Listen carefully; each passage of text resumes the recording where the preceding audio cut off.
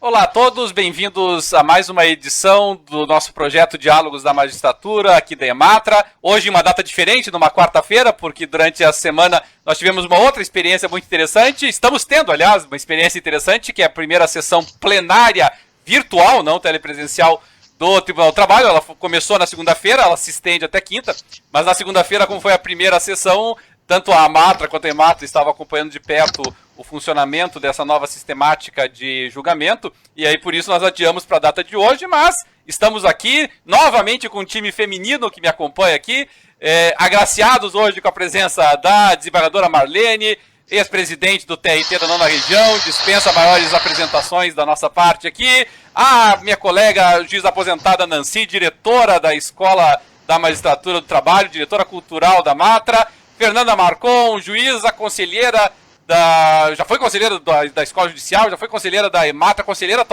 atualmente da Ematra. Então, pessoal, assim, que não faltam predicados para tratar de um tema dificílimo e delicadíssimo, que é o coronavírus durante a pandemia do coronavírus.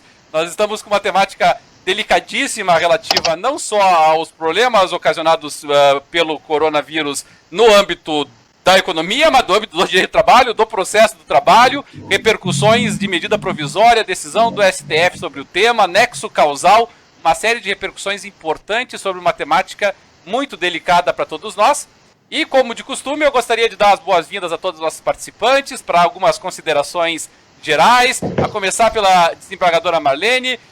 Como tem sido esse período, desembargadora, período muito diferente na vida de todo mundo, afetando vida pessoal, vida profissional, atividades do tribunal, sessão virtual, hoje tivemos sessão telepresencial de vocês também. Como tem sido esse período diferente da nossa realidade, desembargadora? Então, uma boa noite a todos, agradeço o convite para a participação desta live. Cumprimento a Ematra por este trabalho de divulgação de conhecimento, aproveitando os meios tecnológicos que temos durante esse período de pandemia, e é uma grande honra estar aqui compartilhando esse espaço com o juiz Roberto Dalla Barba, com a juíza Fernanda, com a nossa sempre juíza Nancy, o que nós temos que analisar nesse período é que nós temos que nos adaptar, né? As mudanças vêm, as mudanças chegaram, temos que nos adaptar, e nós estamos trabalhando de acordo com aquilo que a nova realidade nos exige. Hoje, como o juiz Roberto Dalla Barba mencionou, na quarta turma tivemos a nossa primeira sessão telepresencial do tribunal, e foi uma experiência muito produtiva, os advogados saíram com uma sensação bastante positiva. Acho que nós poderemos prosseguir, e claro que, embora estejamos nos adaptando, a sessão presencial, a presença dos colegas, estar junto com as pessoas, isso nos faz falta. Então, esperamos que passe logo, passe muito rápido, porque queremos voltar, queremos estar juntos novamente. Nancy, esse período tem sido um desafio até do ponto de vista do ensino, né? As nossas lives são um reflexo disso. Afetou também, obviamente, as aulas da Ematra, afetou as aulas de todas as instituições de ensino, e todos nós, professores, alunos, estudantes, pais que estão com os filhos em casa estudando, estão tendo que se adaptar a essa nova realidade. Como é que você tem enxergado isso aí como diretora da nossa escola, diretora cultural da Matra? Como é que você tem enxergado essas novas modalidades de ensino que tem sido desafiado aí para nós? Boa noite, Roberto. Boa noite, desembargadora Marlene. Boa noite, Fernanda. É um prazer enorme estar aqui, compartilhar essa mesa virtual com todos. Como disse a desembargadora Marlene, realmente esse é um tempo de muitos desafios, né?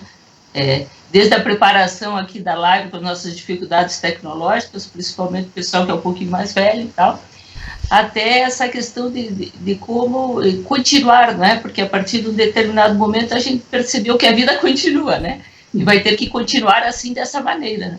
O tal do novo normal, não sei o que é exatamente, mas por enquanto é diferente. Eu comentei com a desembargadora quando ela falava da sessão virtual que fizeram, que esse é um tipo de coisa que ficará, certamente, né? Na escola também, na Ematra, nós tivemos que nos adaptar, ora com aulas gravadas, agora passamos para aulas online, e imagino que isso vai acontecer por muito tempo, de uma maneira ou de outra. Acho que teremos momentos de aulas presenciais, depois teremos que voltar talvez a isolamento, né? Então isso está a exigir muita criatividade, né? E vejo que isso também vai exigir muita criatividade dos colegas que estão na ativa aí para os processos, né? Esse tema realmente é desafiador, e a gente vai ver aí que eu penso que vocês vão enfrentar muitas, não dificuldades, porque os juízes sempre resolvem, né? Isso que é verdade, mas muitos desafios, né? Muitos desafios. Eu vejo que esta questão de doença aqui será um pouco diferente, talvez, daquelas que vocês já estão acostumados a enfrentar. Fernanda, nós tivemos aí uma sucessão de atos, resoluções, portarias de várias entidades diferentes, Tribunal do Trabalho, TST, CSJT, CNJ, e impactando diretamente o funcionamento do primeiro grau de jurisdição, realização de atividades presenciais, atividades, audiências para nós aqui na Justiça do Trabalho, perícias, inclusive, né, dificultando. Tem sido problemático esse período aqui, do ponto de vista de poder fazer andar, pegar, por exemplo, nosso tema de hoje aí, doenças ocupacionais, perícias, você consegue enxergar alguma forma de compatibilizar com a situação atual? Como é que você tem visto as dificuldades? Boa noite, Roberto, boa noite, desembargadora Marlene, boa noite, Nancy, e a todos os que nos assistem, né? Pois é, a gente está vendo com muita cautela, né, esse período de Covid, adaptação. Tivemos primeiro um afastamento geral, só com o segmento dos atos que poderiam ser feitos à distância. Agora a gente começa a repensar a prática dos atos, o uso da plataforma para as audiências, o receio com eventuais falhas, eventuais nulidades, a segurança jurídica é uma preocupação sempre presente para os juízes, né? E esses atos presenciais, e a perícia é um deles, porque a perícia, por mais que tenha cuidado, tem a visitação, tem toda uma cautela por parte do perito. Eu, assim como outros colegas do tribunal, uso muito a prática da perícia em audiência, com a presença das partes, do perito, né, gravada, com esclarecimento, com exame, e isso fica até mais prejudicado, né, porque daí a gente tem duas dificuldades, a elaboração do trabalho do perito em si e o ato da realização da audiência. Muita cautela, eu acho que assim, o que tem que guiar o nosso comportamento e todas as medidas, eu falo dos juízes, dos advogados, das partes, é boa fé, né? Então a gente repensa, quando veio o CPC em 2015, ele trouxe para a gente também algumas mudanças, trouxe um processo muito mais cooperativo. E agora eu acho que nessa época do Covid, da pandemia e desses novos atos, desses novos sistemas, plataformas de trabalho, a gente vai poder ver na prática o que é de fato um processo cooperativo. Em que eu tenho de fato uma participação, que eu pressuponho, construo sobre um pressuposto de boa-fé, de atuação séria, assim, todos cooperando para que aquilo se resolva processualmente, para que o juiz possa dar uma solução para o caso que é posto a ele. Então, eu acho que o Covid é um desafio bom nesse sentido. Não estou falando que o Covid é bom, mas um desafio que traz expectativas boas nesse sentido. Nossa. Sabe, de repensar aí, vamos fazer uso e vamos realmente aplicar aquilo que a legislação trouxe de processo cooperativo, a tal das pautas, com datas combinadas, com acerto, porque, assim, está tudo se desenhando, né? Vamos retomar a audiência, vamos, com a presença ou não. Se, a partir do momento em que for possível a presença das partes de advogados, testemunhas, as unidades, como vai ser essa pauta? Vai ser uma pauta normal? Assim, a gente pensa em Curitiba, né? São 23 varas, 46 juízes, com uma média de 10 audiências por dia, no mínimo 4 participantes externos, então vai multiplicando esse número. Eu acho que isso vai ter que ser pensado, sentar e pensar conjunto, como a gente vai organizar a pauta, o que dá para colocar em pauta, qual é a aglomeração máxima que se pode admitir, e daí volta toda essa questão. Muito obrigado. Desembargadora Marlene, além da para e passo essa inflação de medidas administrativas e resoluções no âmbito do Poder Judiciário, nós tivemos uma explosão de medidas provisórias também. E para a gente tratar especificamente do nosso tema de hoje aqui, uma das medidas mais abrangentes no dia de trabalho foi a medida provisória 927, que inclusive está para apreciação agora no Congresso. Foi a que trouxe teletrabalho, alteração em férias, banco de horas, e também trouxe questões relacionadas à saúde do trabalho, né? Pegou e dispensou a obrigatoriedade de exame médico ocupacional, disse que exame médico demissional pode ser feito depois, e curiosamente colocou lá no seu artigo 29 que os casos de contaminação pelo coronavírus, quer dizer, uma norma específica para um vírus específico, não serão considerados ocupacionais, exceto mediante comprovação do nexo causal. A previsão por si só já é meio sui generis, porque não me parece que nós tenhamos muitas previsões legais no direito brasileiro sobre esse vírus ou essa bactéria são ou não são ocupacionais. E aí, para piorar o meio de campo e dar por cima, tivemos várias ADIs, né, sobre o tema, que foram julgadas em conjunto, e decisão do STF suspendendo a eficácia desse artigo. Alguma leitura inicial a respeito dessa situação toda, tanto causada pela medida provisória quanto da decisão posterior do Supremo, desembargadora? Pois é, aqui eu poderia até me valer nesse primeiro momento para fazer uma abordagem mais ampla sobre o tema, lembrar de um artigo até bastante recente do Yuval Harari, que todos devem conhecer, né, historiador israelense, professor universitário, escritor, um dos pensadores mais requisitados do mundo hoje, né, autor do Sapiens e do Homo Deus.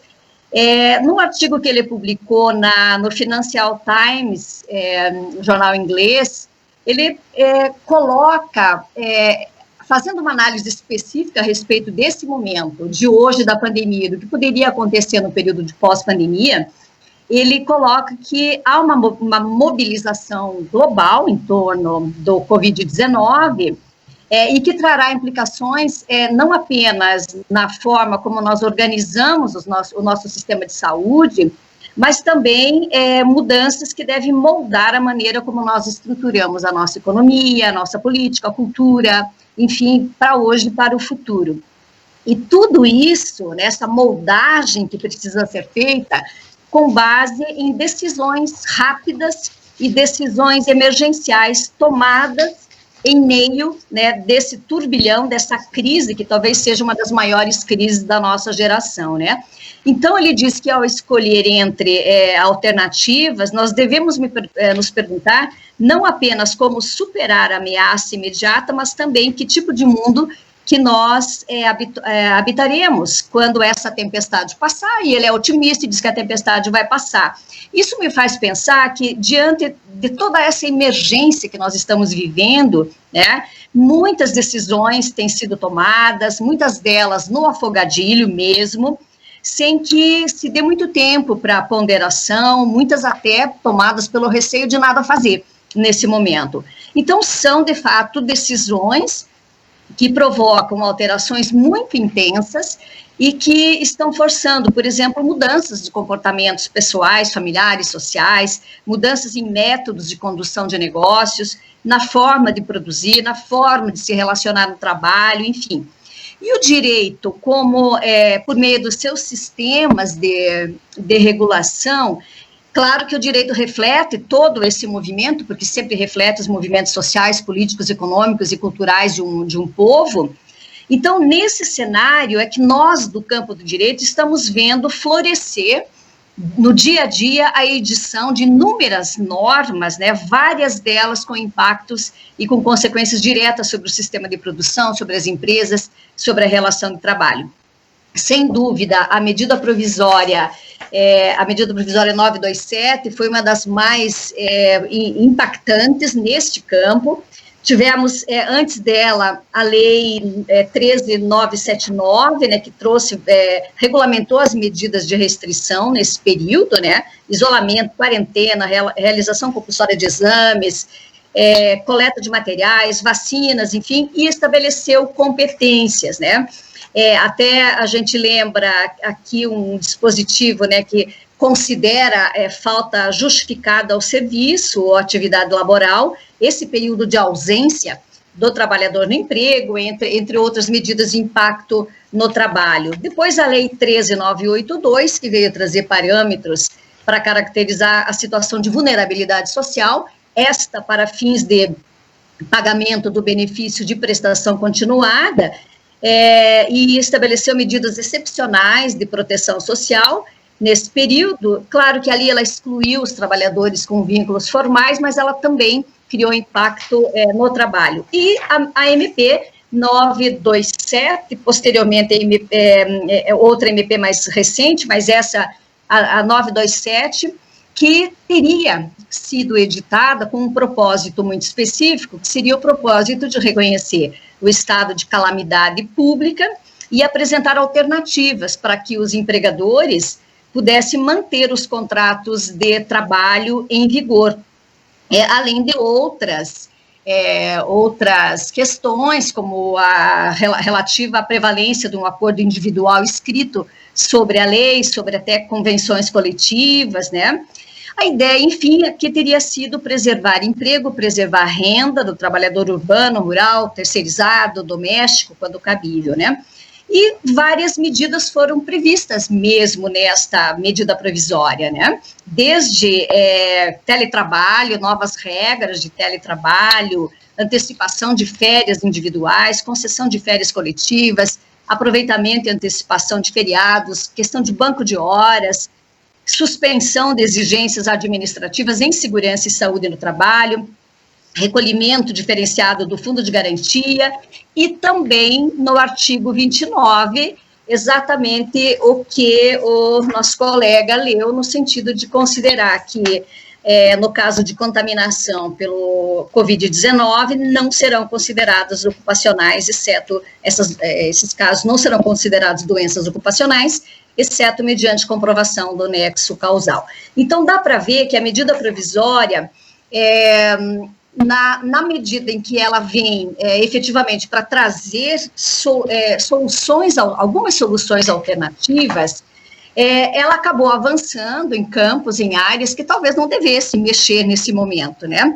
Aqui talvez a gente pudesse usar a expressão lamentavelmente usada pelo ministro do Meio Ambiente, né? Por aqui passou uma boiada, né?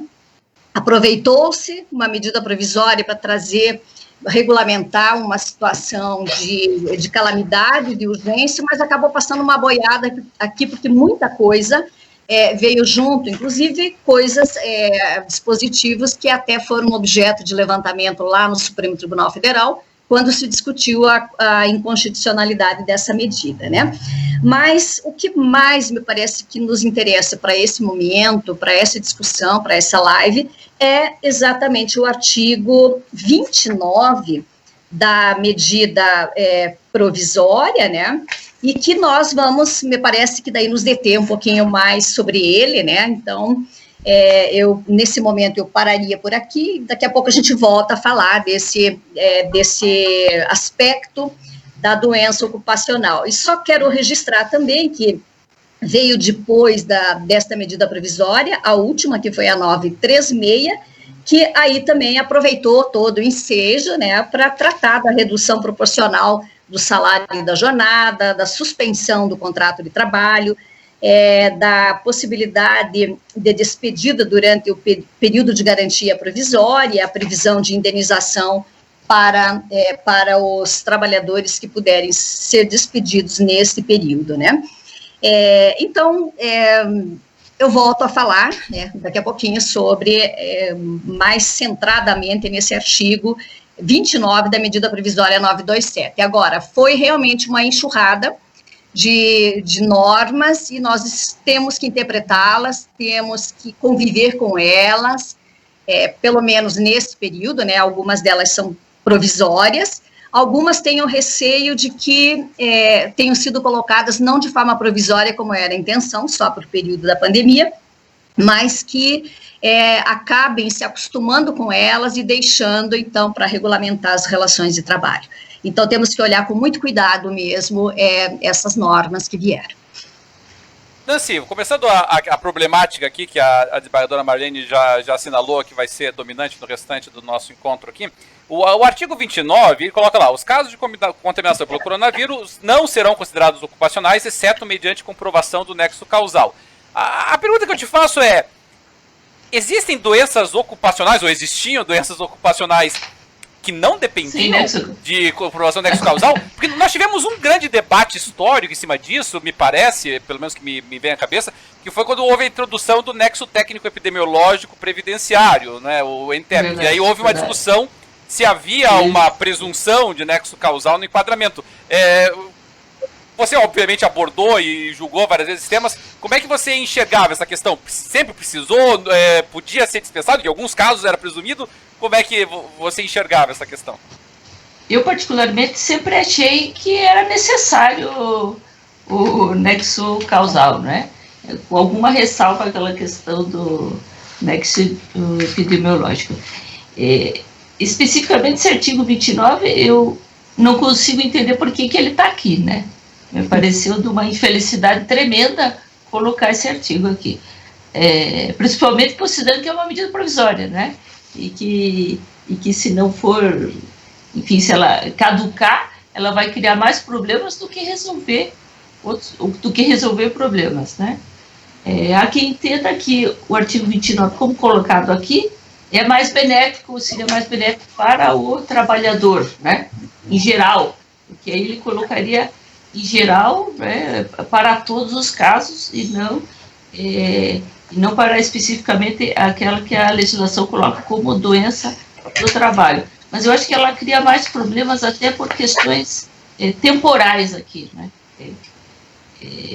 De validade da própria medida provisória e seu reflexo depois. Porque é evidente que essa pandemia, além de todos esses resultados agora, né, de todos os problemas que temos agora, por muito tempo, as consequências vão continuar aí, né? A própria questão da doença, quem contrair esta doença, se tiver uma boa evolução hoje, né, sobreviver, poderá no futuro ter outros problemas. Essa doença não se conhece ainda, né? Então ela vai ter muitos problemas lá na frente. Então, você tentar disciplinar essa matéria por uma medida provisória, considerando que nós já temos legislação específica, a legislação que a 8.203 trata dessa questão, né? Trata muito bem dessa questão. Não haveria necessidade de se criar isso. Se fosse legislação, a gente ia chamar de jabuti. Se fosse lá no Congresso, a gente ia chamar de jabuti. Mas é quase um jabuti isso. Não vejo sentido e acho que nos cria mais problema do que resolve. Porque nunca seria possível configurar uma doença sem nexo causal, né? Doença do trabalho sem nexo causal. Então, eu acho que nós teremos grandes problemas aí, inclusive de direito intertemporal. Fernanda, como é que você tem encarado, porque ainda não deixou de existir essas questões aí de nexo técnico e epidemiológico, do ponto de vista processual, você entende que a relação, essa correlação existente entre índices estatísticos de doenças numa determinada profissão, numa determinada atividade, ela afeta a distribuição de ônus da prova, ela afeta a análise de verossimilhança das alegações de alguma maneira? Como é que você enxerga essa questão? Roberto, assim, quando o tema foi proposto, Covid, doença ocupacional, o primeiro raciocínio que eu tentei fazer foi assim, quais as implicações para tentar descobrir qual era a relevância os pontos relevantes a serem discutidos, né? E eu pensei em dois vieses. O primeiro da doença ocupacional, ou acidente do trabalho, né? E daí já é pano para manga, em cima da Lei 8.213, que tem duas implicações específicas no contrato de trabalho, que é o recolhimento do fundo de garantia e a garantia empregatícia em caso de afastamento superior a 15 dias.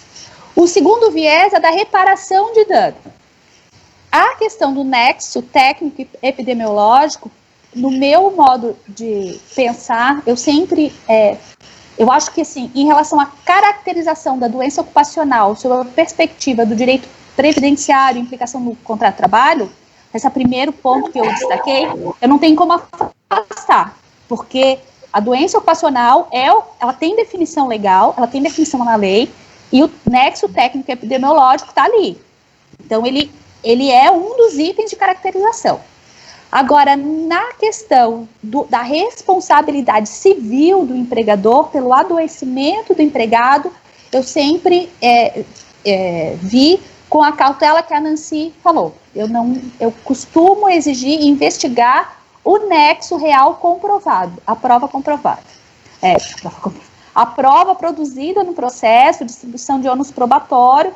Então, assim, são duas perspectivas, porque são dois itens, para mim, diferentes de discussão, embora o fato originário dos dois seja o mesmo, tá? São dois caminhos a seguir. Eu acho que o nexo causal, e que gerou toda essa polêmica da decisão do Supremo recente, que suspendeu, é o grande ponto da discussão. Como se fazer essa distribuição de ônus probatório?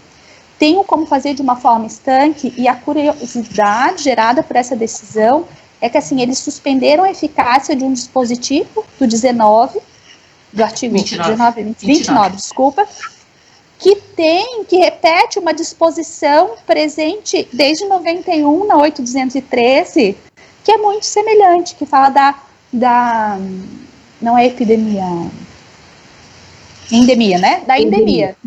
Que é uma situação semelhante. Eu também concordo com quem diz, não tem como diferenciar endemia, pandemia e epidemia para efeito da lei, de interpretação da lei, porque são nuances que me parecem irrelevantes para eu diferenciar na aplicação, e que já falava que tem que provar o nexo causal. Até um ponto a ser pensado assim, é uma decisão liminar do Supremo. Ela suspendeu a eficácia do artigo da medida provisória, que, se passar o tempo e não for convalidado em lei, vai cair também, tá? Mas suspendeu desde logo.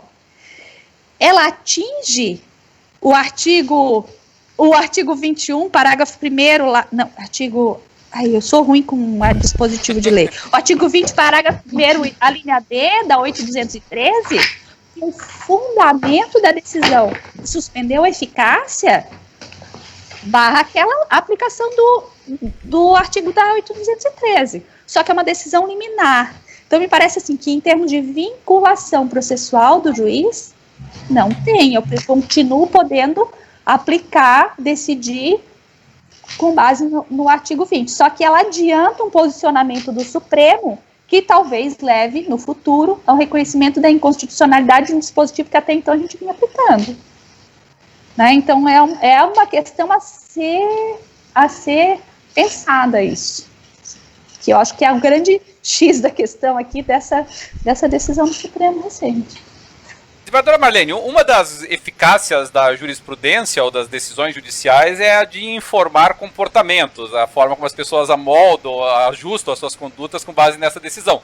E é claro que isso depende muito de como que a decisão chega para nós, né? E quando chegou a decisão do STF, eu vou pegar alguns exemplos, está na minha frente aqui, eu vou ler ao vivo aqui, algumas manchetes da decisão do STF, ó. Site do Senado. Para STF, Covid-19 é doença ocupacional. Está no site do Senado. Tá? Folha de São Paulo. STF reconhece Covid como acidente de trabalho. Essa é a manchete da notícia da Folha de São Paulo. Ao mesmo tempo, em outras páginas com notícias similares, ao mesmo tempo outras dizendo, não é bem assim, não foi isso que decidiu. Afinal, desembargadora, dá pra gente afirmar categoricamente isso? A decisão do STF, essa liminar aludida pela juíza Fernanda, reconheceu o Covid como doença ocupacional impositivamente? Qual é o impacto? Quais são os efeitos, pelo menos preliminarmente, que a desembargadora enxerga nessa decisão? Pois essa é uma questão delicada e nós temos que analisar com bastante cuidado, até por causa do efeito dessas decisões de que mencionei no início, decisões muitas vezes até apressadas, e que tendem a tentar solucionar o problema que é emergencial. E nem sempre essas decisões, elas vêm ou com o conteúdo completo como deveria vir, ou com a semântica necessária para ser compreendida como ela poderia ou deveria ser compreendida, né? Mas o que eu vejo nessa decisão, né?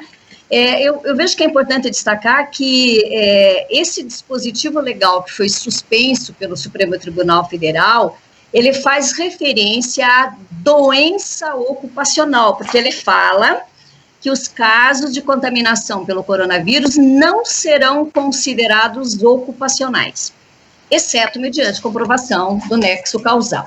Bom, vamos tentar pegar essa expressão ocupacional.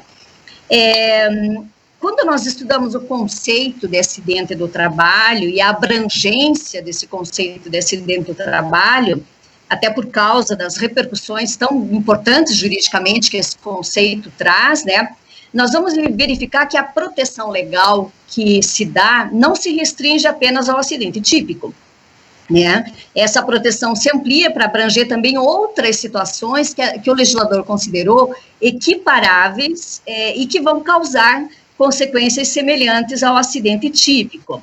Então, essas situações equiparáveis, entre outras, né, seriam as doenças ocupacionais, que é o que fala o dispositivo, né, tá? Não são consideradas ocupacionais.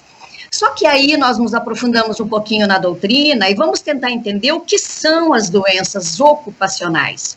Esse é um conceito que, de acordo com o que tenho, com o que sinto da doutrina, ele seria quase que um gênero de doenças do trabalho, né, decorrentes do trabalho, as doenças ocupacionais. E, de acordo com a doutrina, essas doenças ocupacionais seriam ou doenças profissionais ou doenças do trabalho mesmo, ou então aquelas adquiridas por um acidente, acidentalmente no trabalho. Então, sendo doenças profissionais, nós temos que entender, né, nesse campo das doenças ocupacionais, que as profissionais, elas têm um sentido muito restrito, e possivelmente esse conceito usado pelo Supremo Tribunal Federal não vai poder ser aplicado às doenças profissionais, porque elas são produzidas ou desencadeadas pelo exercício do trabalho peculiar a determinada atividade e constante daquela respectiva relação elaborada pelo Ministério do Trabalho. Então, ela é muito restrita. Se não é possível a gente considerar como acidente do trabalho típico e nem doenças profissionais, então nós teríamos ainda para analisar as doenças do trabalho, que aí sim elas merecem uma leitura um pouco mais ampla, ou aquelas decorrentes de contaminação acidental. Nesses dois campos que eu vejo aqui alguma possibilidade de fazer algum enquadramento.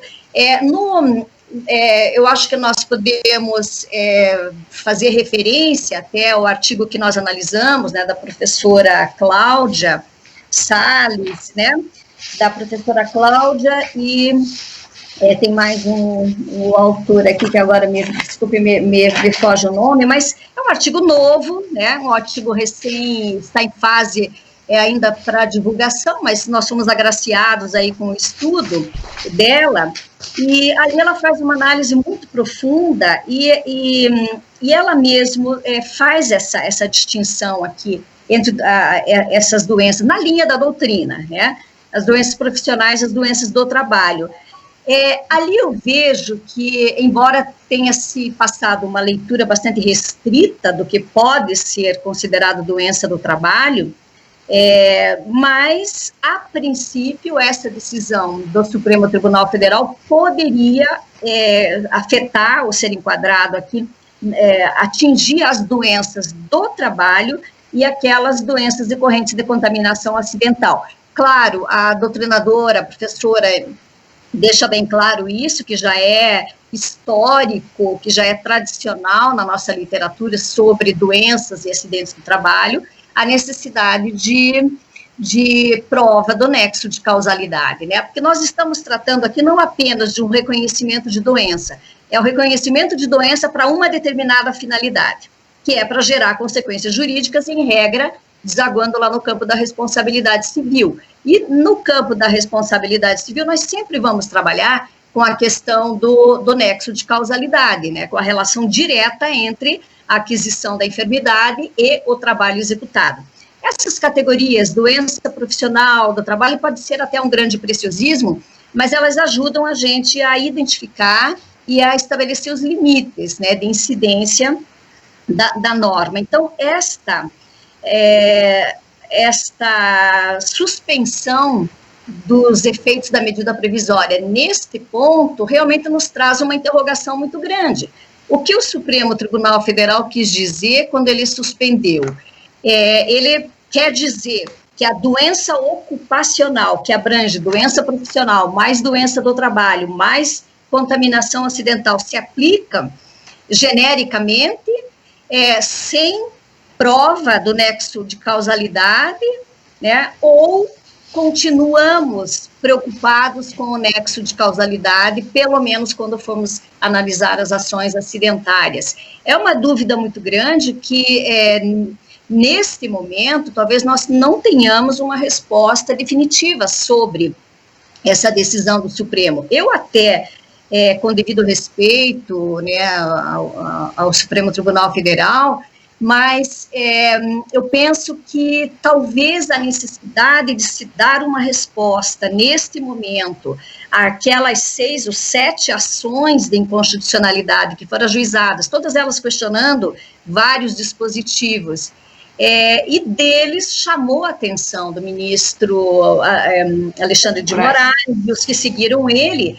Ele se preocupou muito com essa questão, porque, de fato, ela vem tocar num ponto que atinge o sistema de proteção do trabalhador de uma maneira muito, muito rígida, muito dura. Eu tenho a impressão de que se entendeu naquele momento que o objetivo da medida provisória era retirar a possibilidade de configuração de doença ocupacional, seja ela doença profissional, seja doença do trabalho, seja contaminação acidental. E isso talvez tenha levado, e aí eu acho que merece muito crédito a decisão do Supremo, levado a assegurar esse sistema de proteção. E aqui até, só para finalizar essa consideração, eu trago um argumento que o ministro Luiz Edson Fachin, que acompanhou o relator neste ponto também, não só nesse, mas ele faz essa consideração para vários pontos, porque ele apresentou divergência em 7 pontos da medida provisória, e essa consideração dele, ela serve, me parece que também aqui para o artigo 29,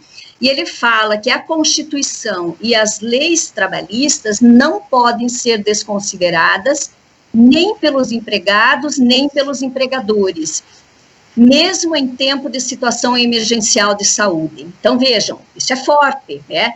Ele quis dizer que o sistema de proteção mínimo não pode ser desconsiderado. E ali, e da maneira como ficou posto na medida provisória, a primeira impressão de quem lê é que efetivamente quis se afastar do conceito de doença ocupacional, seja ela enquadramento aqui que ela tenha, profissional do trabalho.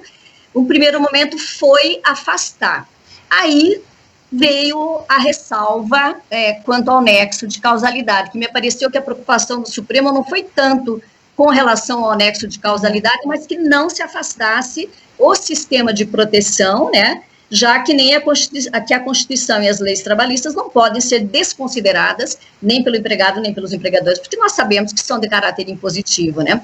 Então, penso, nesse momento a interpretação que eu dou, que a preocupação foi realmente assegurar que a lei infraconstitucional, dessa maneira, às pressas, feita também a medida provisória apressadamente, ela não venha tentar afastar do sistema jurídico a proteção mínima que se dá ao trabalhador acidentado ou doente do trabalho. Agora, respingou a questão do nexo de causalidade, mas me pareceu que a decisão do Supremo não teve grande preocupação com esse aspecto, né, mas muito mais com o aspecto de não permitir que se afaste o sistema de proteção. Obrigado, vereador Marlene. Pelo que eu vi aqui na transmissão, tivemos um probleminha com o vídeo, mas o som está chegando bem, então, por enquanto, ficamos com um podcast, daqui a pouco a gente já corrige o vídeo. Nancy, você mencionou anteriormente a questão dessa alteração poder ser mais vantajosa, de repente, para o trabalhador, na forma como estava na MP, né? Não opinião pessoal, mas opinião de outros doutrinadores. Sim. E a verdade é que nós estamos falando de responsabilidade civil. A responsabilidade civil, nós sabemos, aborda a necessidade do dano, que é auto-evidente, se tratando de uma patologia, o nexo causal, mas a culpa. A culpa é um dos elementos integrantes da responsabilidade civil. Na forma como estava redigida no artigo 29, atacado, e que ele fazia alusão exclusivamente à questão de nexo causal, É possível a gente falar que era uma responsabilidade objetiva que estava sendo reconhecida? Quer dizer, independe de culpa do empregador e nós poderíamos só caracterizar por nexo causal e a liminar, nesse caso, ela joga ao sistema anterior que exige a conduta culposa também? Ou você lê de forma diferente isso? Eu não sei, assim, eu não saberia dizer se a minha estratégia era essa, né? Mas eu concordo com a desembargadora no sentido de que possivelmente a intenção do Supremo foi essa, foi protetiva. Mas há quem diga que o artigo 29 seria mais protetivo nesse sentido, inclusive de estender para mais possibilidades, para mais trabalhadores que não aqueles que trabalham sobre um risco específico e, de certa maneira, sim, acolher a responsabilidade objetiva. Né? Assim, pensando sobre o tema e como isso é um começo agora, eu me permiti pensar algumas outras coisas, né?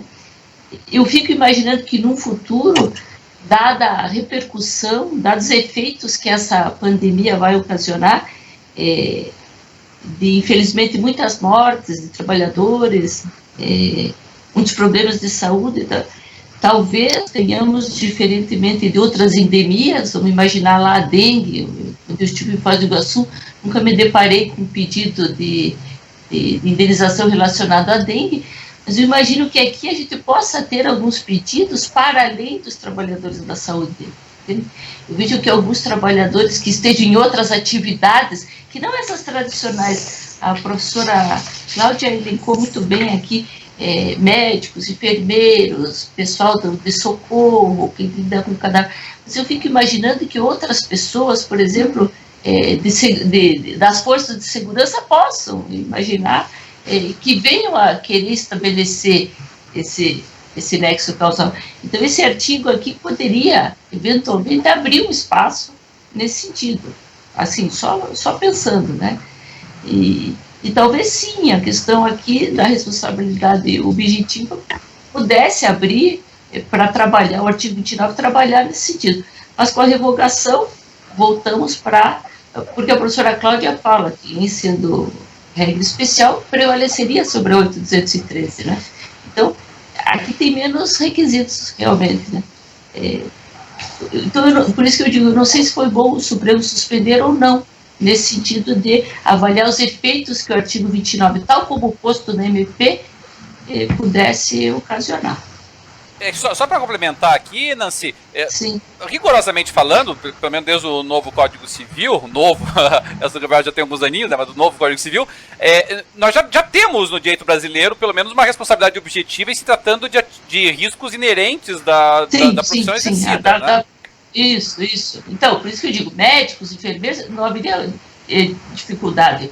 O que eu imagino é que possam postular para além dessas profissões, entendeu? Dada a repercussão que isso possa vir a ter, numericamente falando, de quantas vidas possam ser ceifadas pela doença, né? E aí, enfim, o operador do direito pretender para o cliente, enfim, talvez buscar alguma coisa um pouco mais criativa, ampliando um pouco, talvez usando até esse artigo 29 como posto aqui. Mas isso é um cenário assim, que eu fico imaginando em razão da grandeza negativa desse Covid-19, né? Nesse sentido que eu pensei.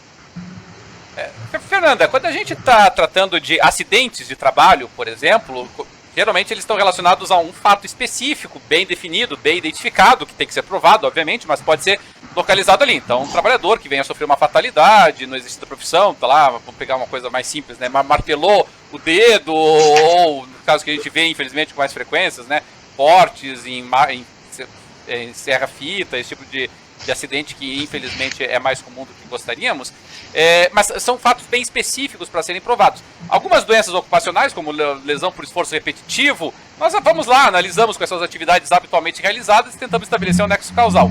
Agora, a Nancy mencionou, a gente está falando do coronavírus, que é um vírus que circula pelo ar, rigorosamente falando, porque ele pode permanecer ativo mesmo fora do corpo humano por algum tempo. A própria Nancy mencionou agora a questão da dengue, que é problema epidêmico no estado do Paraná, norte, região oeste, com centenas de milhares de casos já. Tem um vetor, mas é muito mais complicado. Você já enfrentou situações como essa, em que você teve que lidar, por exemplo, com falta de higiene que tenha colaborado para, de repente, potencializar uma leptospirose ou potencializar a exposição ao risco de dengue como doença ocupacional? Já teve a oportunidade de enfrentar casos assim antes ou não? Não. Na prática jurisdicional, não. Só que assim, o processo é à tona uma discussão com essa tua pergunta, Roberto, que é a concausalidade. Uhum. Eu tenho dificuldade, assim, de aceitar concausalidade em Covid. Até porque, assim, o Covid, ele é uma contaminação única. Eu entrei em contato com o vírus e fui contaminado. Ele muito mais se aproxima de um acidente laboral típico, pela contaminação pelo contato, do que uma doença ocupacional. Embora tenha tratado, assim, eu acho assim, ó, que em termos, a doutora Cláudia faz, nesse artigo já mencionado aqui, ela faz essa distinção entre a doença profissional, a doença ocupacional, o acidente, posiciona ali, a doença ocupacional para profissionais da saúde, poderia se caracterizar a doença ocupacional, e daí outros profissionais o acidente. Eu confesso para ti, assim, que não sei se na prática, na resolução do caso concreto, essa distinção teórica vai fazer muita diferença. Talvez faça diferença numa questão, no estabelecimento do nexo causal, tá? Por quê? Porque, assim, talvez, eu tento fazer essa leitura da decisão e da discussão que foi posta agora no Supremo, de afastar uma regra que seria tomada em caráter absoluto. Prova. Como é que se prova contaminação, que o trabalho foi o fator determinante da contaminação pelo Covid? Prova direta não existe, porque eu não vou ter nenhum trabalhador, nem empregador vai poder provar que sim ou que não, que foi dali ou não. A gente vai lidar com probabilidade. Então eu estou falando de prova indiciária. Quando eu falo indício, quanto mais indício eu tiver para coletar. Então, o que vai ter que ser considerado nesse caso? Área de atuação da empresa e do trabalhador. O que era? O médico, era o enfermeiro, era um atendente do supermercado, era um responsável por limpeza, era uma pessoa que trabalhava dentro de um escritório de contabilidade, que de repente foi um dia lá, mas não lidava com o público. Então, tudo isso vai ter que ser considerado para estabelecer. Eu acho que, eu já falei aqui que eu acho que é um pouco diferente a questão de doença para responsabilidade, mas o primeiro ponto a gente vai ter que, nós juízes, acho que a gente vai ter que olhar de longe isso, não esquecer do contexto. Então, assim, é uma doença que atinge todo mundo, trabalhador ou não. Está todo mundo em casa, nós estamos trabalhando em casa, está todo mundo em casa, evitando contato familiar, com amigos, com todo mundo, para tentar conter essa pandemia. O trabalho pode potencializar o risco? Pode, mas potencializar o risco aqui, para mim, não significa nexo com causal. Contribuiu, concluir isso, me parece que não. Assim, ele foi determinante ou não, porque tem uma contaminação, né? A contaminação se deu em algum momento.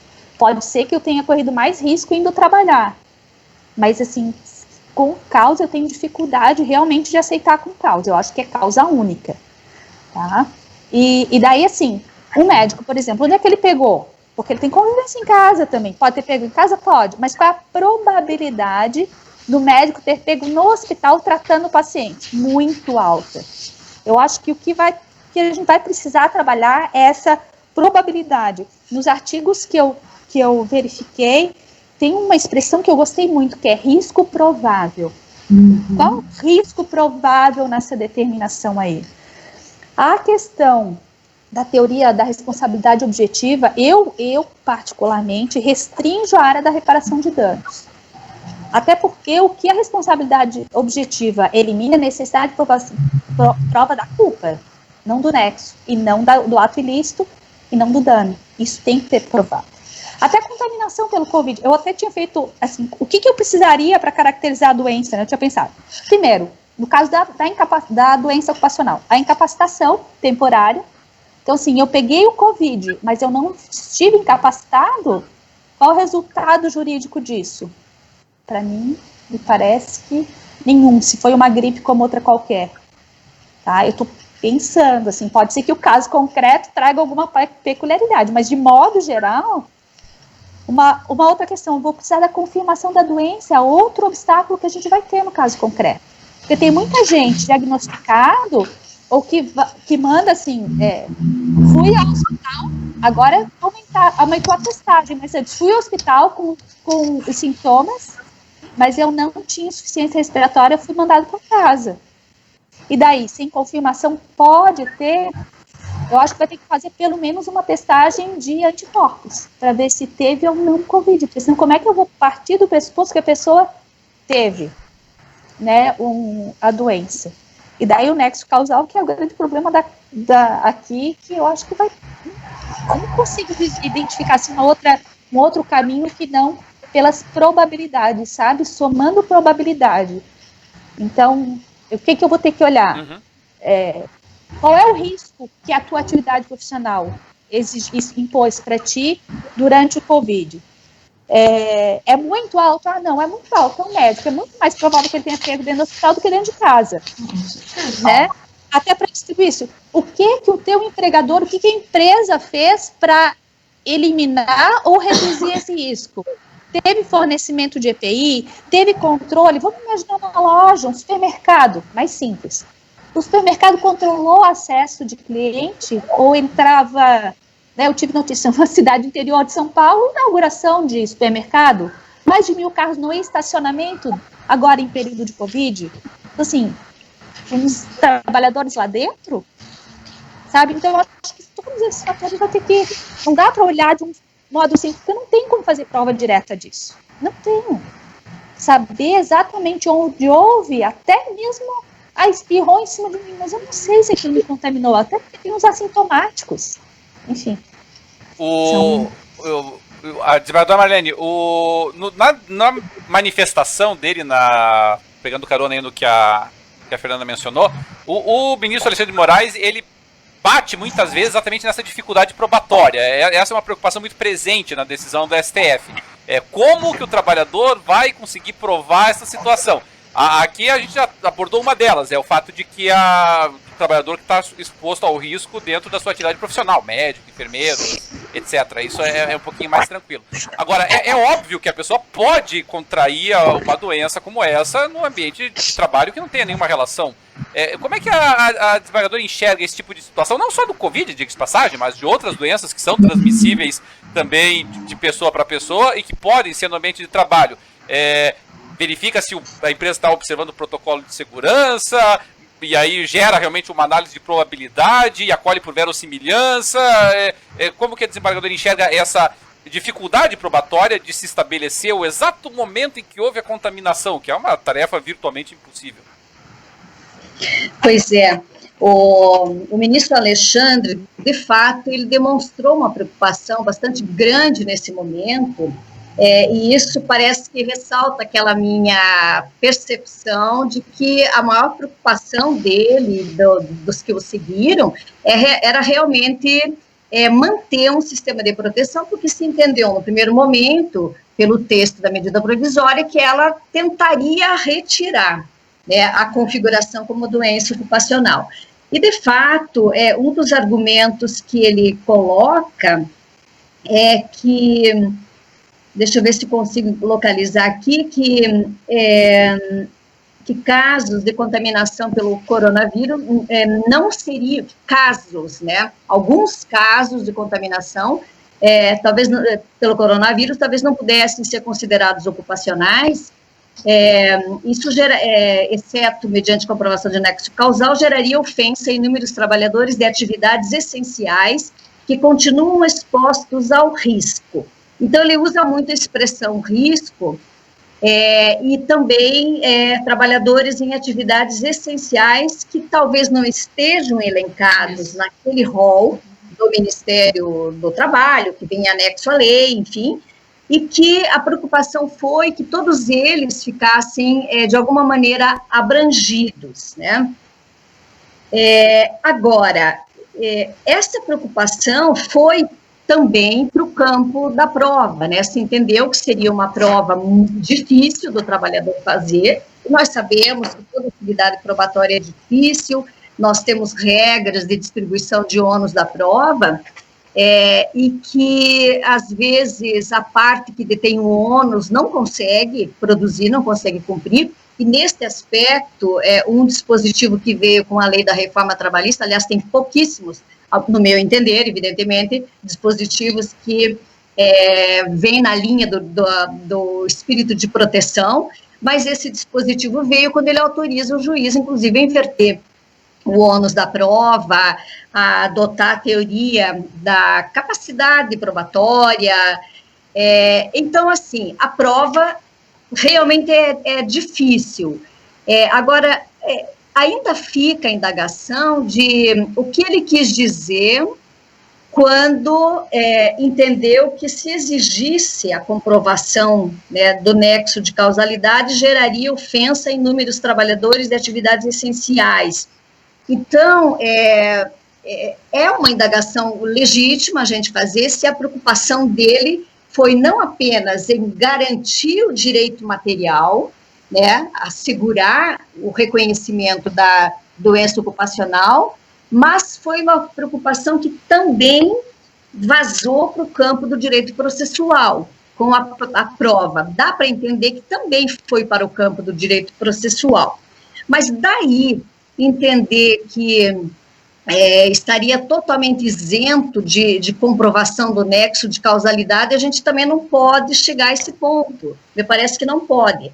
O que talvez a gente possa interpretar e fazer é que nós teríamos que interpretar isso à luz das regras de distribuição do ônus da prova e até dessa disposição que veio com a própria lei da reforma trabalhista, que permite inversão de ônus da prova. Então, não é que seja uma prova difícil e uma prova que não deva ser feita. Me parece que a prova vai continuar a ser feita, a prova do nexo de causalidade. Agora, ela vai entrar como prova do fato constitutivo, e aí incumbiria ao autor, ou ela vai entrar como prova de fatos modificativos, impeditivos, né, restritivos do direito do trabalhador, e aí inverteria o ônus para o empregador. Eu penso que um ponto é pacífico, a prova parece que não foi excluída, não tem como nós excluirmos o nexo de causalidade aqui. Como a colega Fernanda mencionou, para fins de reconhecimento da responsabilidade civil, a objetiva, nós não vamos questionar, aliás, vamos questionar o nexo de causalidade justamente para reconhecer. O que nós vamos questionar é a prova da culpa. Né? Isso nós não vamos nem perguntar se teve culpa. Teve dano, teve nexo causal, teve, então, e teve um risco acentuado da atividade, reconhece-se a teoria da responsabilidade civil objetiva pelo risco acentuado. E essa prova, ela terá que continuar a ser feita. De qualquer maneira, o efeito prático que trouxe a suspensão dessa medida provisória é restabelecer a Lei 8.213, né, que por ela também já é tradicional, é típico, é histórico, que nós também sempre teremos que investigar o nexo de causalidade. Então, talvez, na nossa prática judiciária, nós devamos nos preocupar nesse momento em continuar aplicando a lei acidentária, né, a lei de acidente do trabalho, que nos traça esses requisitos. E um deles é a prova do nexo causal. Isso não tem como a gente suprimir. Então, eu nem acredito que tenha sido essa a intenção do Supremo Tribunal Federal, de simplesmente eliminar, né, com isso que já é um preceito de responsabilidade civil, né, não só trabalhista, mas no Código Civil. Não acredito que o Supremo iria a esse ponto. Acho que foi mais nesse sentido da preocupação de como está sendo protegido o direito material. Se entendeu que a medida provisória queria retirar um direito material, né, não permitir a caracterização como doença ocupacional. Também se avançou no campo do direito processual para dizer, olha, o trabalhador vai não pode ter uma prova que às vezes para ele é impossível, né? No dia a dia, na prática, nós sabemos que não é tão impossível assim, porque nós temos a questão da perícia, vários elementos documentais, né? Neste caso aqui, o tipo de atividade desenvolvida, o grau de exposição ao risco, isso tudo vai contribuir para que a gente forme um convencimento, né? Não há uma prova direta mesmo, né? Concordo com isso, é muito difícil a gente caracterizar, mas há esse risco acentuado. O médico que trabalha num hospital, enfermeiro, né, que trabalha num hospital que tem vários colegas contaminados, o risco é potencial. Nesse caso, o risco é potencial, e aí me parece que a questão vai se resolver no ônus da prova, o empregador que vai ter que demonstrar, então, que ele foi contaminado por uma outra via que não foi lá no hospital. Então, acho que nós vamos poder continuar usando, né, as regras de distribuição de ônus da prova, ela é necessária, não tem como reconhecer a responsabilidade, especialmente a responsabilidade civil, sem esse elemento caracterizador, né, da responsabilidade civil, e acho que o efeito prático aqui vai ser, enquanto não for julgada definitivamente, pode caducar, né, na linguagem popular, isso é medida provisória, e enquanto isso não acontece, nós vamos nos valer da lei do acidente do trabalho, que já sempre nos deu esse direcionamento, né, e não vai ser agora, não vai ser diante do Covid-19 que nós vamos adotar um outro procedimento. Penso que não altera tanto a nossa situação, né? Obrigado, eu acho que seria isso. E essa questão de direito intertemporal com esse festival de medida provisória vindo e vindo, tá uma festa. Mas eu não vou complicar e colocar essa questão, até porque ela depende do decreto legislativo posterior que disciplina as relações durante o período, então por hora vamos esperar ver o que acontece com a medida provisória 927. Mas de qualquer maneira, Nancy, agora já indo para a nossa reta final aqui, obviamente o que afeta os julgados, ou que deveria afetar os julgados, é a ratio decidendi, não é tanto a questão específica, concreta em si, mas o raciocínio jurídico que está por trás. Você enxerga nesse caso específico algum risco de que haja, digamos assim, um arrastamento dessa ratio decidendi específica do Covid para outras doenças ocupacionais potenciais também, supondo que o Covid se caracteriza como doença ocupacional, ou você acha que a tendência é de uma interpretação daquela que a gente chama hermenêutica de crise, e se adote só para esta doença específica e ela vai servir como fato diferenciador de qualquer outro caso de doença ocupacional que exista? Eu penso que vai ser restrita, assim. Eu acho que vai ser uma hermenêutica de crise, uma hermenêutica de guerra pro Covid-19. Não vejo como isso contaminar outro tipo de outras doenças. Só para fazer uma contribuição ali para a questão da prova, eu acho que como essa doença tem o que os epidemiologistas, os médicos, enfim, os cientistas chamam de transmissão comunitária, penso que ela não vai poder ser decidida em qualquer pessoa, trabalhador que contraía Covid, né? Paramédicos, enfermeiros, pessoal da saúde, aquilo que a desembargadora falou, vai ser a questão o risco aí já é presumido, né?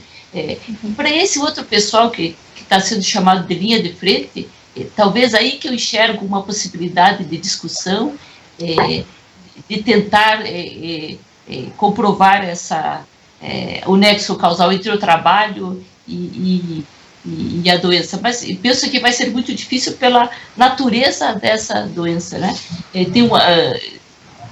Saiu uma notícia aqui na Folha de São Paulo, esses dias, daqueles entrevistadores do Ibope que coletaram testes de Covid, e alguns foram agredidos, faz parte de uma pesquisa aí de uma universidade, se não me engano, da Universidade de Pelotas. Então, alguns deles dizem aqui que se contaminaram. Então, eu acho que esse tipo de trabalhador pode ficar nesta zona aí de dificuldade de estabelecimento nexo causal.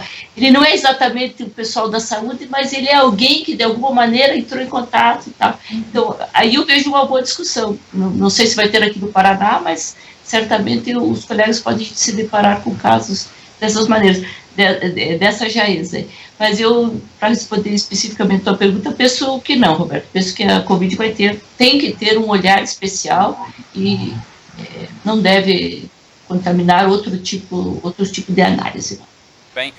E Fernanda, para a gente encerrar aqui antes das considerações finais de cada uma questão, a gente está abordando aqui bastante a questão processual, mas deixa eu abordar uma questão mais prática do dia a dia, que é a questão de eventuais ausências do trabalhador com a alegação de Covid, ainda que não necessariamente comprovada. Nós sabemos que a quantidade de testes disponíveis é muito baixa, a quantidade de testes realizados no Brasil ainda é muito baixa, inclusive, e o próprio deslocamento do trabalhador para ir até um local de teste, por si só já é uma exposição a risco que sobrecarga o sistema.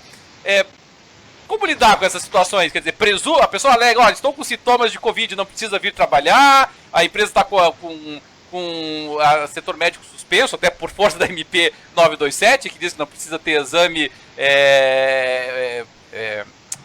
não é exame demissional, é o exame regular. Periódico, ou mesmo o setor médico, funcionamento permanente.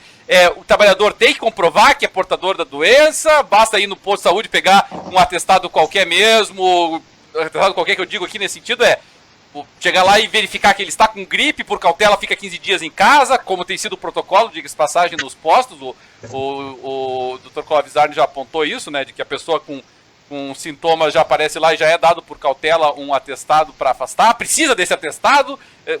Como lidar com essa situação nesse momento de crise? Vou voltar a tudo que já foi dito aqui. Eu acho assim, o momento de crise, concordo com a Nancy, tem que ser tratado de forma diferenciada, ponto. Algumas questões, algumas provas, ou algumas, eu falei prova, mas assim, vamos no comportamento contratual das partes, tem que ser relativizadas nesse momento, até porque nós temos orientação de órgãos públicos e do governo, fique em casa, inclusive para procurar atendimento médico, né? A orientação geral tem sintoma de gripe? Observe, fique atento, mas fique em casa, procure um atendimento médico, somente se insuficiência respiratória, febre alta, então são pontuais. Eu posso estar sem condição de trabalho, mas sem a necessidade de procurar um atendimento médico. Acho que isso precisa ser considerado pelo juiz. Eu acho que algumas questões podem ser relativizadas, né? E eu vou falar do contraponto também, até por parte do empregador, fiscalização de uso de máscara. Será que precisa? Porque há uma orientação geral de que sai na rua, usa máscara, usa álcool, né? Então, assim, ele tem que disponibilizar. Agora, treinar e uma fiscalização, eu não tenho a resposta certa, mas, assim, me causa alerta, sabe? Me deixa, assim, pensando nessa condição. E eu acho a mesma coisa essa questão de atestado médico. Eu acho que o caso concreto tem que ser analisado pensando na boa-fé objetiva. Vamos recorrer a princípios gerais, tá?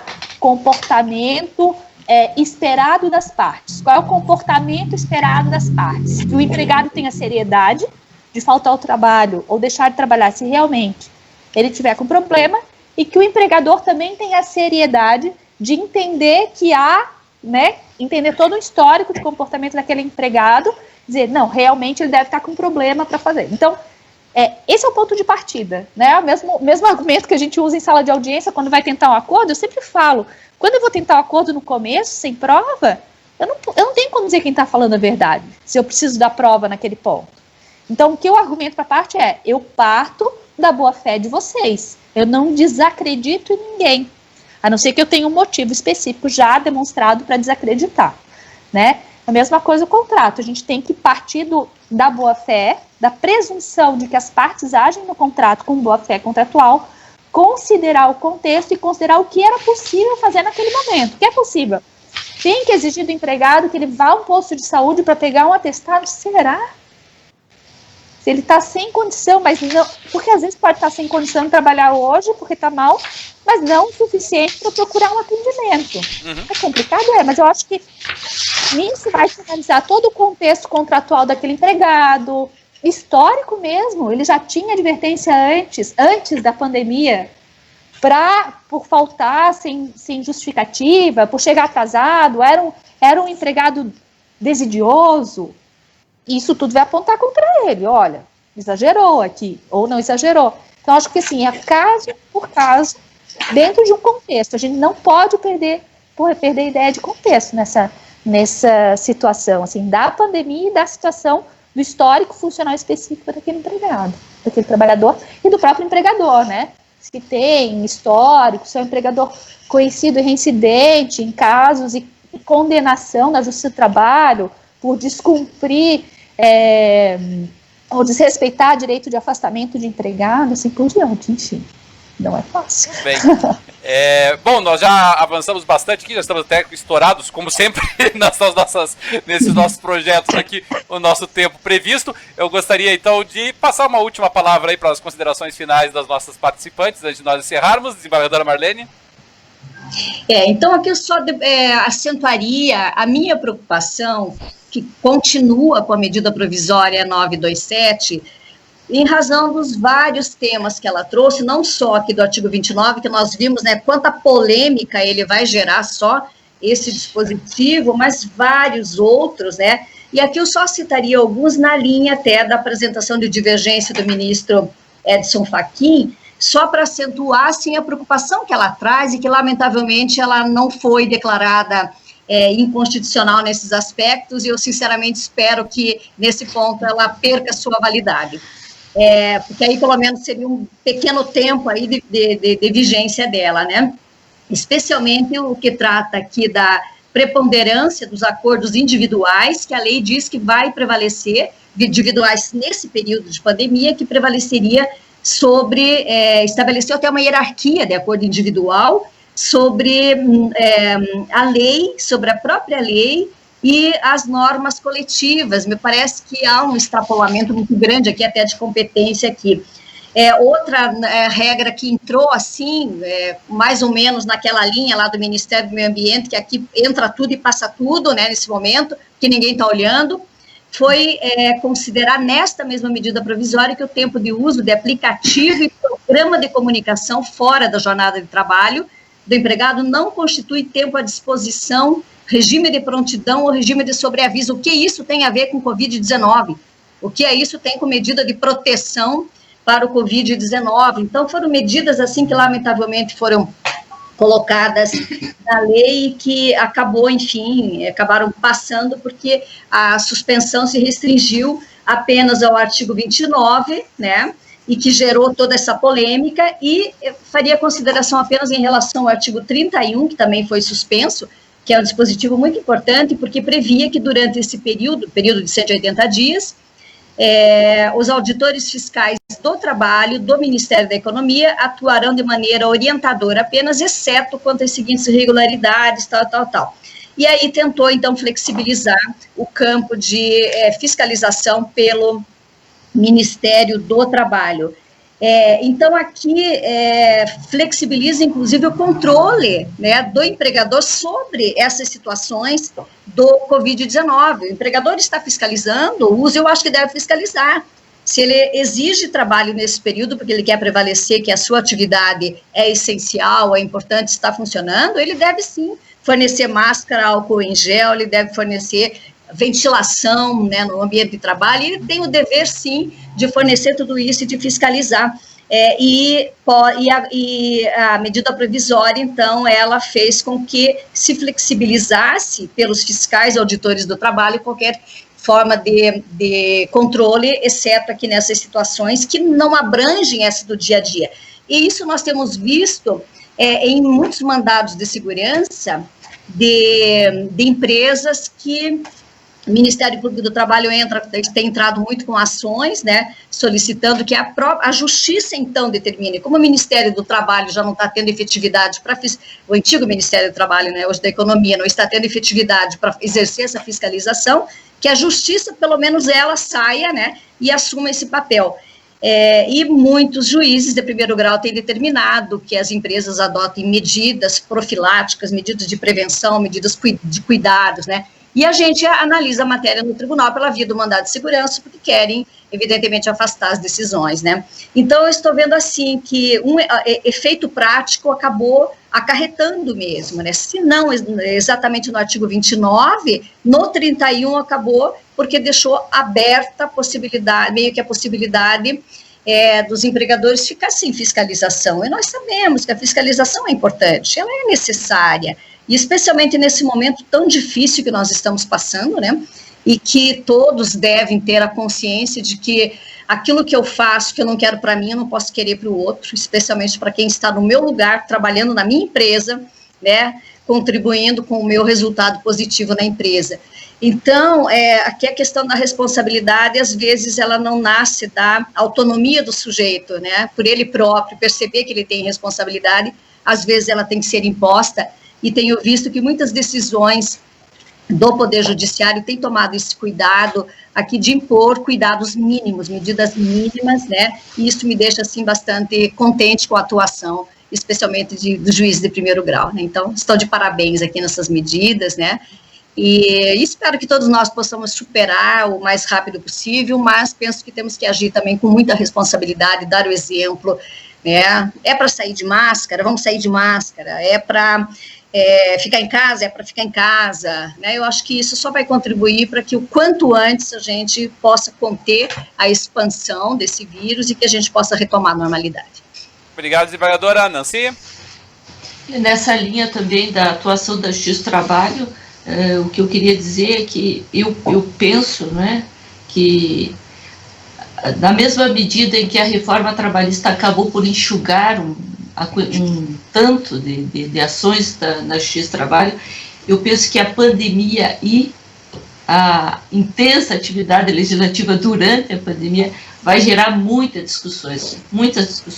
Tudo isso que a gente vem trabalhando aqui nas nossas lives, a questão das alterações contratuais, a questões de redução salarial, redução de jornada, teletrabalho, suspensão dos contratos, dispensas, verbas rescisórias, férias coletivas e doenças, né? E a própria doença da Covid. Eu acho que isso vai movimentar muito a Justiça do Trabalho. Eu acho que vocês terão um acréscimo grande de trabalho imediatamente após o fim da pandemia e depois, né? Então, já vem trabalhando bastante com algumas tutelas de urgência, a própria Justiça do Trabalho, o Supremo, mas eu penso que o trabalho do Juiz do Trabalho aumentará, né? Mas certamente os juízes do trabalho estão, como sempre, preparados para isso e penso que darão as respostas que a sociedade efetivamente precisa e que é um momento, inclusive, de agigantamento no sentido de afirmação da importância da Justiça do Trabalho, né? Então, eu acho que vocês estão plenamente preparados para o desafio. Quero agradecer muito aqui a participação, a companhia dos colegas, da desembargadora Marlene, da Fernanda, do nosso dinâmico presidente Roberto, e do pessoal que vem assistindo às nossas lives, né, Roberto, que vem nos prestigiando, os colegas, os juízes, os advogados e os alunos da Imatra, né, que nos prestigiam, e esperar que isso tenha sido profícuo, né, que nós tenhamos conseguido aproveitar este tempo de tanta angústia para produzir algo de positivo. Obrigada. Obrigado, Nancy. Fernanda?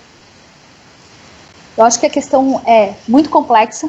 O nosso tempo está aqui estourado e vários pontos a gente nem conseguiu, né, não consegue nem trazer para discussão, como o acidente de trajeto, por exemplo, e o que pode gerar o temor de adoecer pelo trabalho.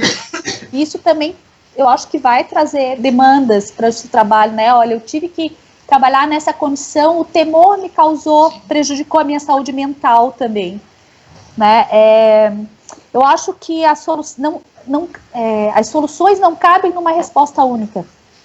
E que, para resolver o caso concreto, a gente vai ter que ter essa mobilidade de olhar a peculiaridade do caso que é posto para análise, caso a caso, com cuidado de ver as condições daquele trabalhador específico e da empresa em que ele trabalha, sem perder também a visão do todo, em que contexto essas condições peculiares estavam inseridos, para que a gente possa estabelecer nexo causal, responsabilização, consequências contratuais, consequências de responsabilidade civil do empregador.